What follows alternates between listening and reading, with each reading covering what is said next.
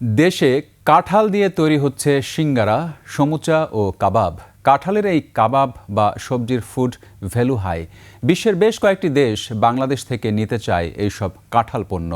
এসব কথা জানিয়েছেন কৃষি এবং মৎস্য ও প্রাণী সম্পদ মন্ত্রী মোহাম্মদ আমিনুর রশিদ। তিনি বলেন, আগামীতে ফল আমদানি নয়, রপ্তানি করবে বাংলাদেশ। হাকিম মাহির রিপোর্টে বিস্তারিত। রাজধানীর কৃষিবিদ ইনস্টিটিউট বাংলাদেশ কেআইবিতে শুরু হয়েছে ৩ দিনব্যাপী জাতীয় ফল মেলা ২০২৬। এ মেলার উদ্বোধন করেন কৃষিমন্ত্রী মোহাম্মদ আমিনুর রশিদ।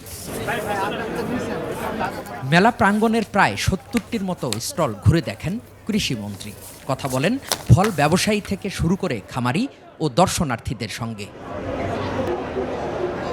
কৃষিতে উৎপাদন বেড়েছে জানিয়ে মন্ত্রী সাংবাদিকদের বলেন, আগামীতে ফল আমদানি নয়, রপ্তানি করা হবে।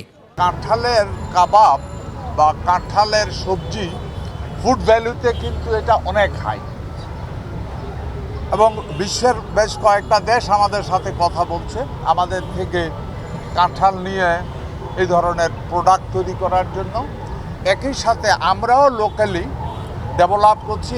আম, কাঁঠাল ও আনারসের পাশাপাশি সব ফল রপ্তানির সুযোগ বাড়লে ফল উৎপাদনে কৃষকরা আরও আগ্রহী হবে বলে মনে করছেন ব্যবসায়ীরা।